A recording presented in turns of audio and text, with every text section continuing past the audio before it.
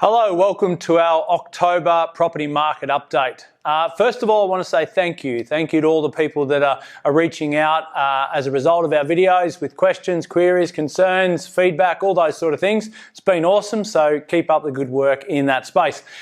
What's been happening? Well, APRA which are a governing body for lending in the country, have put the brakes on a little bit and said, look, banks don't lend as much to owner-occupiers, investors as you normally would, to the tune of probably about 5%, okay? Who does that affect most? Probably investors, because they may have more investments out there and more buffers applied to their servicing.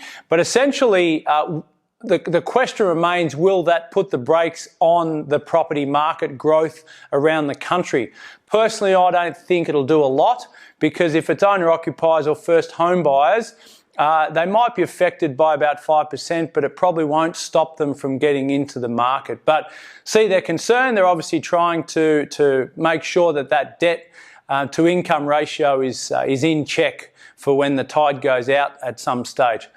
What's happening around the country? Yeah, it's still very busy. Days on market are quite reduced. Land supply. I've been out into a few regional centres in the last week. Land supply is extremely short. Now, you might think about regional markets as unlimited land supply. It's just not the case.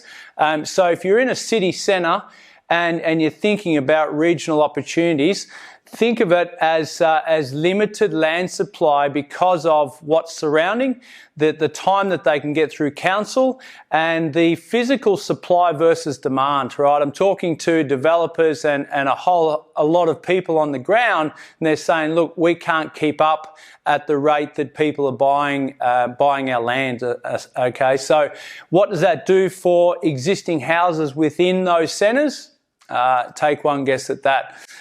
Apartment prices in Brisbane, they're actually on the rise. Now, when I say on the rise, and I'm not a massive fan of apartments in general, but anything that's 2 to 3 bedroom and is higher up with a view is returning some good growth in the last 12 months. Anything that's down low, maybe 1 bedroom, not so great. So you've got to really pick your asset type when you're going to buy. And I suppose that's the summary for October, is you need to really do your homework before you go and buy and not just get caught up in the heat of the market. You miss out on 1 or 2 or 3 properties and then just go and buy something because that's what you can afford, right? So do your homework or engage a professional like a buyer's agent if you're going to do that, okay? So I suppose the summary of it all is you still need to be taking action. I don't think sitting on our hands for the next 12 months is going to do much good.